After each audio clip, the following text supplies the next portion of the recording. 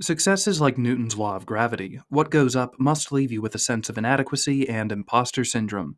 This goes for anyone who has ever come up with a successful story only to be stricken with the hollow victory stick, and it goes double for a character that loses their sense of purpose after having achieved their goal.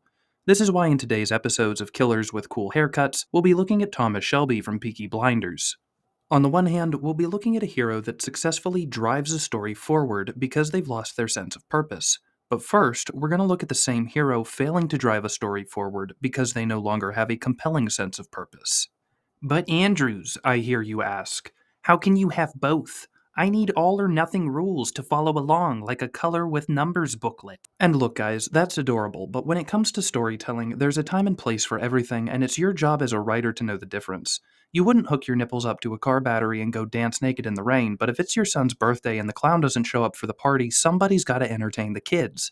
And that's what we're doing here, guiding you on your magical journey of entertainment / going to the emergency room. Anyway, let's get you caught up to speed with the parts of Peaky Blinders that are relevant for this video. Setting the stage, Thomas Shelby is a gangster in the year 19-something, and by the end of Season 2, he has successfully killed the Monopoly guy, taken an Italian man's horses, and learned he's going to have a knobstick wedding with the love of his life. This is like getting a hole-in-one in bowling at the bottom of the 9th inning. Every box is checked, success and happiness are on the horizon, you can pass go and collect $500, but then some goons take Shelby to be murdered in a field and turned into corn. Now, while this isn't great for Tommy, it is great for us as viewers. Our hero has pulled off a miracle, but won't even get to enjoy a moment of it because the destruction he caused to achieve success has finally caught up with him, and that is beautifully tragic. But right before this retired gym teacher in suspenders pulls the trigger, the production studio calls and renews Peaky Blinders for a 3rd season, so Thomas Shelby gets to live. This is where our lesson starts, as we look at a story that keeps going once it's past its logical conclusion. Think about when Tom Brady got dropped by the Patriots, but then won the Super Bowl the next year with the Buccaneers. He'd won everything possible with the Patriots, got kicked off the team he made, then came back and won the whole thing anyway with new DLCs, and now there is nowhere to go from here but down. So what do? Retire on a high note so everyone remembers your legacy and how you went out with a bang? No, because there's money to be made, and you've got to bleed this thing like a bull on Christmas Eve, so let's keep going. This is what Peaky Blinders did. After Thomas had everything he ever wanted, but the show still needed to go on, it went flat, continuing because people still hoped it would turn out great, but having nowhere to go because Tommy had nothing worth working towards anymore. Even once Grace gets murdered for wearing the world's largest necklace, Season 3 makes no sense because Tommy doesn't have a lot of reason to carry on. This is Storytelling 101. Your hero has to have a reason to exist, change, and move forward. It seems obvious, and most writers understand this concept, but this mistake can happen if you're writing a series with no definitive timeline, either because it's for TV or a publishing house. It's a lot like speed dating mixed with musical chairs. You're trying to make a good impression, but you don't know how much time you have before the music stops, so you either start every conversation by giving your name and number before 5 awkward minutes with nothing to talk about, or you tackle the love of your life for the last open seat when the record screeches to a halt, asserting your dominance and establishing yourself as the man of her dreams. But Andrews, Tommy spent Season 3 trying to save his son. He had a motivation. You're stupid. Unlike unsubscribe. Well, lucky for me, I have no subscribers, but that's not the point. Please send money. The point is this, what is Tommy's son's name? You don't know because you don't care, because Shelby baby number 1 doesn't matter that much to Tommy.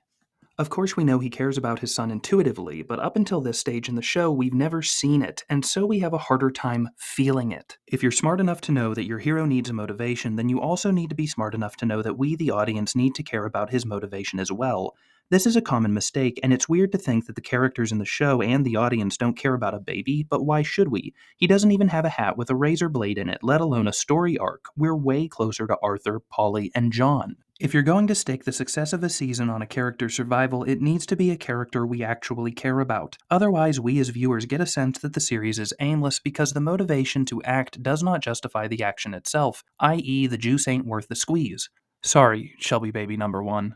This is an example of a protagonist failing to move the story forward because there is no compelling sense of purpose. But have no fear, after Thomas Shelby kills a priest, Tom Hardy swindles some Russians, and I have no idea what is going on for 6 episodes, the writers of Peaky Blinders course correct, not necessarily by giving Tommy something worth striving for, but rather something worth saving. Members of his family we actually care about. Now, while the main reason for the success of Season 4 had to do with jeopardizing the lives of characters who mattered to us, there is a second reason the 4th season is important, and it is what we will be focusing on for this video. Thomas has a line, literally 3 sentences, that recontextualize everything. We were spared, the enemy never came, and we all agreed that everything after that was extra.